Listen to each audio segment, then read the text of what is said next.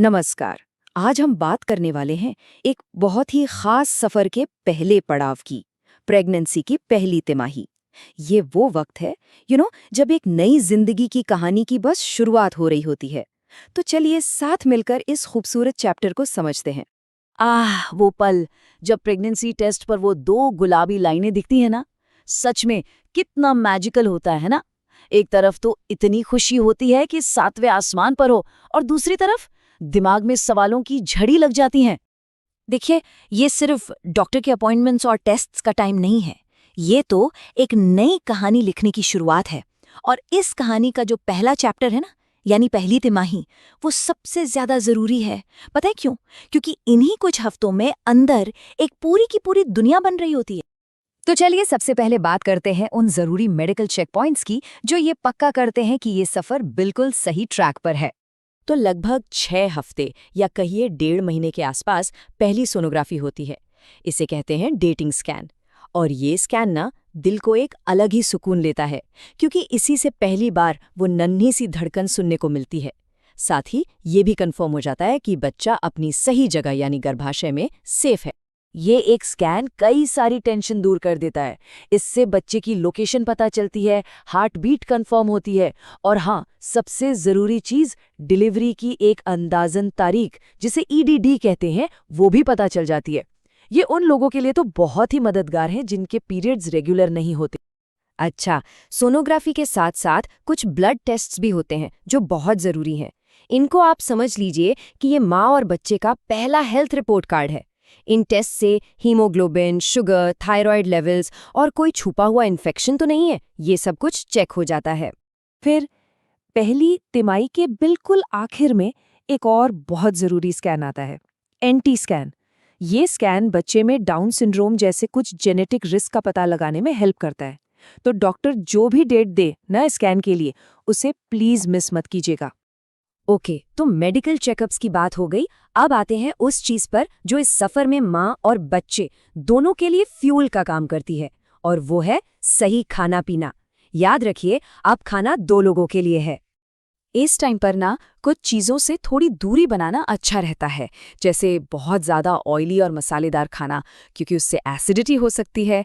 और हाँ, कच्चा या अधपका मीट बिल्कुल नहीं, क्योंकि इन्फेक्शन का रिस्क होता है। इसके बजाय क्या करें, अपनी डाइट में खूब सारा फाइबर जैसे हरी सब्जियां शामिल करें।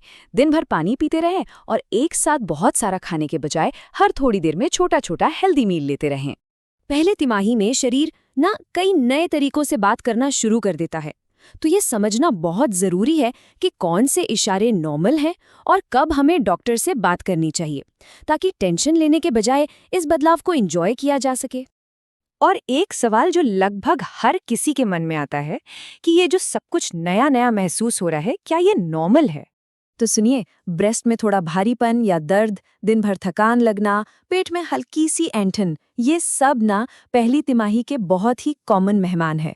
जरूरी नहीं कि ये सबको महसूस हो, पर अगर हो रहे हैं तो इसमें घबराने वाली कोई बात नहीं है।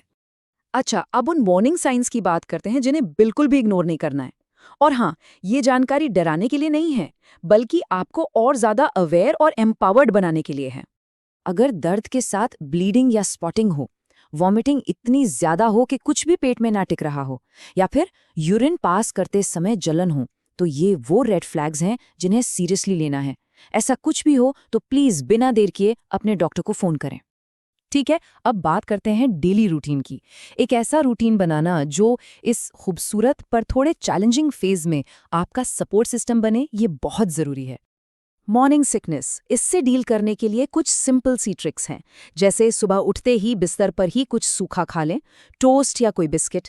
दिन भर में छोटे छोटे मील्स लेते रहें, और अगर जी मिचलाए तो मुंह में अदरक का छोटा टुकड़ा या एक लौंग रखने से भी काफी आराम मिलता है।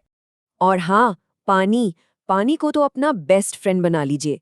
ये सिर्फ आपको हाइड्रेटेड नहीं रखता, बल्कि यूटीआई यानी यूरिनरी ट्रैक्ट इन्फेक्शन जैसी प्रॉब्लम से भी बचाता है, जो प्रेगनेंसी में कॉम्प्लिकेशंस ला सकती है। थोड़ा एक्टिव रहना भी जरूरी है। रोज वॉक पर जाना, हल्का फुल्का योग करना, इससे एनर्जी बनी रहती है। लेकिन हाँ, भारी सामान उठाना या कमर से झुकना, ये सब अवॉइड करना है। और एक छोटी सी टिप, खाना खाने के बाद वज्रासन में बैठना डाइजेशन के लिए सच में मैजिक की तरह काम करता है।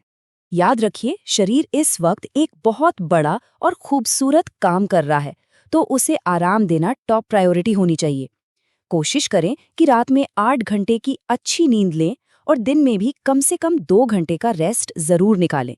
ये आपके और बच्चे दोनों के लिए बहुत जरूरी है।